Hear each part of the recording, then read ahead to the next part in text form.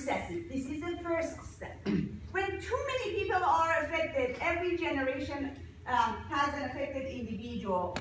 Think about dominant, not recessive. Only when we have a pedigree like this, and we have lots of consanguinity marriages, then an autosomal recessive pedigree looks like a dominant because of the number of the individuals who are affected in this pedigree. Because consanguinity actually increases the number of affected individuals with rare autosomal recessive traits because of this inbreeding. But whenever you don't have consanguinity, the disease seems to be just autosomal, an autosomal trait. Usually for autosomal recessive traits, you don't have too many affected individuals, just some individuals in the bottom generations. Therefore, this one seems to be a dominant. But which dominant? Autosomal dominant or X-linked dominant? Again, it is hard to prove that something is autosomal dominant, but it is easier to exclude X-linked dominant by the presence of male-to-male transmission, right? So whenever in a dominant pedigree you saw a male-to-male transmission, not the symptoms, transmission of the abnormal allele, X-linked dominant is excluded because father never passes on X to any of the sons. So in this situation, you don't know the penetrance of this disease, but you have to always consider incomplete penetrance. So whenever you are dealing with a dominant trait, either one, X-linked or autosomal, start looking for at least one affected parent for every affected child. So these two have it, and she is the one. But for these two, knowing that grandpa also is affected, father is the source, right? Even though he doesn't show it. This means that this is a dominant trait with incomplete penetrance. But what dominant? Since the father has the disease, the allele, abnormal allele, definitely. So, and the father of the father also, it cannot be X-linked. So it is autosomal. Because this is a male-to-male transmission. Yes? It actually works for it to be an autosomal recessive though. No, this is not autosomal recessive. Why is that? Because the question doesn't state whether or not there's incomplete penetrance.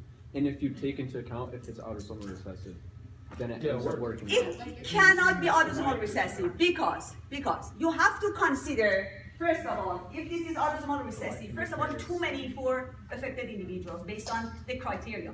Then if these two both are affected and this is affected, so the only way that these two could be affected is this one to be a carrier. Yeah. Okay, so this carrier, this one affected, and this one affected while just one of the parents is affected, so this woman would be affected, would be a carrier. Yeah. And so this woman should be a carrier as well. So how is it possible that just random wife husbands within a family who are unrelated genetically, because this is not consanguinity, just carriers, all of, how many of us in here are carriers of, an autosomal recessive disease? Cystic fibrosis, the most prevalent disease, autosomal recessive, seen in whites in America, or sickle cell. How many of us are, even in that situation, you cannot consider all of these individuals carriers. But this is not. It's unlikely, however, because the question doesn't state that there is incomplete penetrance. It is still possible. No. You have to always consider the most probable. The most probable. When you are a genetic counselor, when you are a geneticist, this is what is given to you. So you have to always consider the most probable. The most probable for this one is a dominant trait, not a recessive one. You see? Yeah, I see what you mean. Okay, so since it is dominant, then we have incomplete penetrance. You just have to assume that? No, because we you have know. to assume. No, this is not assumed. No. You see, It's not. Do you have any doubt? Please. Do you have any doubt that this pedigree is a dominant, not recessive. Do you have any doubt about it? That it is dominant? Yes. I mean, from first glance, yes, it looks like It is dominant. Okay, so whenever we have a dominant, whenever penetrance is full, whoever is affected must have at least one affected parent. Yeah. So you start looking. These two don't have that one affected parent. Right. While grandfather is affected. So what is the source of that abnormal allele in these two? Grandfather. To who? To the father. So father, definitely, certainly, 100% is genotypically big A allele. What if the father is big A little a and just shows it? And Who? The grandfather, sorry, the grandfather. This what if, one? Yeah, what if he's big A little a and him and his wife end up giving two recessive alleles and the father just end up little a little a? You know, this is autosomal dominant. When this guy is affected, means he is big A little a. Yeah. Assuming that, you know, mom is normal. So big A has gone from father to this son. Son is definitely big A little a because he has two daughters affected. Because of the two daughters. I'm not saying what No, you're no, saying I is don't wrong. understand You know your what I mean? reasoning. Just convince me. I like this challenge. Sure. So, just convince me. Why? Why this person you have a doubt that is a case of incomplete penetrance? Because at first glance, yes, it looks like it would be dominant. However, the only way for it to be dominant, because of the parents, it has to have incomplete penetrance. Because that is not. Which one is more likely? That this is a dominant trait with incomplete penetrance, or this is an autosomal recessive with too many carriers It's in more this likely family? that it would be with. So Sure. you have to consider that. But like, Wait one you second, can't just wait. assume. I'd love if you guys could talk about this. If we could go over just a couple more questions so we could be more Sure. prepared for the exam. You guys can talk about. Yes. I'm sorry to be that We I mean, I way. got class after this. Like, I'm just gonna talk So about just, this is my opinion. You have to talk to Noor as well. Maybe you have been told something else, but to me this is an autosomal dominant trait and not X-linked dominant, not recessive at all. I think there's just more assumptions you have to make with it being autosomal dominant than if it was autosomal recessive. No, because for autosomal recessive you have to assume that all of these individuals are carriers. It is very, very unlikely. That is It never says more it's a rare unlikely. disorder. Okay. Okay. The answer is, to me, autosomal dominant. Okay. This is a repeat. Number 8 is a repeat, 9 is a repeat. Can you just give us the answer? For number 8, I think Omar it Pada. was this one. Should be, I think, 1 over, which is 5. Okay. This is a repeat. Let's do another one which I have not done yet. This is exactly a repeat. Let me see what the answer was. I think it is either over 32 It's 1 over or 32, yeah. 96. 32. It's It's the same as number 5. V5, yeah. So V. Yeah. And so V5 is 1 over 32. Number 8. It's just a different display. Number 8 is 1 over 32. Yeah, that's right. Number 9, D. That's right. Yeah. Okay, so. John's father was suffering from both autosomal dominant deafness and polydactyly, and penetrance is 1 in both of them. So John's father has both of the diseases. And John also has both of these diseases. So mother of John is normal. So this is John. Big D, little d, big P, little p. Because John's mother is normal, so she is little p, little p, little d, little d. John's dad affected with both, so could be homozygous dominant or heterozygous. In this case, we don't need to assume anything. We just know that father of John, who is affected with both of the diseases, was the source.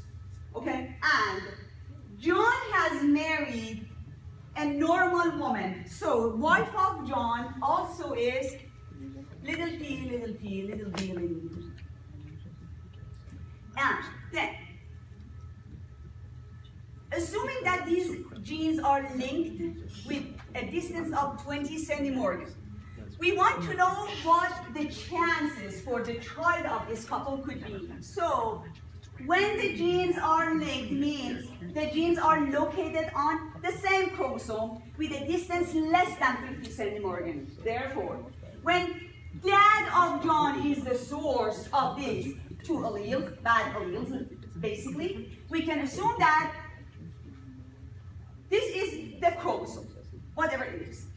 This is big D, big P, and the paternal copy, and this is little d, little p, the maternal copy of John. This is John. So she got this chromosome from mom with two normal alleles, and this chromosome from dad with two abnormal ones.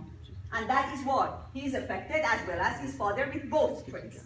Now the question is asking about the child of John and this woman. So, John is going to make gametes.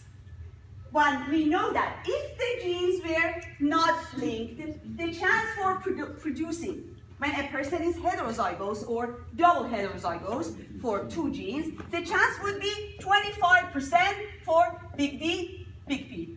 Big D, little p, little d, big P, little d, little p. 25% for each one. But these genes are linked. Therefore, if this is John, which is, and this is the germ cell of John making gametes, the chance for crossing over between genes D and P, based on the fact that they are only 20 centimorgan distant from each other, far away, the chance for crossing over is 20%. Therefore, 20% of the gametes that John makes are recombinant, the result of crossing over. So, here we have big D, here we have little p, here we have big P, here we have little d. After crossing over between them, these are the gametes that are made. Big D, big P, these are sperm. Big D, little p, recombinant, non-recombinant. And then little d, big P, recombinant, and little d, little p, non-recombinant. So these are the gametes. Wife of John, normal. So egg is always in this situation, little d, little p. So the chance for the recombinant gametes is 10% for each, because distance 20 centimorgan. So 20% chance of crossing over. Production of recombinant alleles. So 10% for each one instead of 20%. And 40% for each of the non-recombinant ones. So, since mother gets little p, or excuse me, passes little p, little b, so whatever is present in the child actually is determined by the father. The chance for the child to be affected with both, 40%. To have only deafness, 10%. Only polydactyly, 10%. Completely normal, 40%. I have a quick question. Because it doesn't specify, when do you know like which two are the recombinants and which ones are the non-recombinants? Because the ones that are results of this crossing over are the recombinants. So like from the picture that you just drew, like could it be that the small p was on the side of the big D? No, because, good question, Mm-hmm. no, because John's father is the one who has passed both of the abnormal alleles. Okay. So both of these on one are one chromosome, which is the paternal. That makes sense. Okay, so next one, number 12. Do you have time? So 10 was, what is the chance to be normal? 40% for 11. Just deaf is this one, 10%. Okay, class is over. If you want to leave, if you want to stay, it is up to you. Excuse me? Yes. Oh, actually, I was gonna say because it's. Yeah, never mind. You're right. Did you read off? Answer, please. Yes. Therefore, the Are you sure you don't want me to do this one?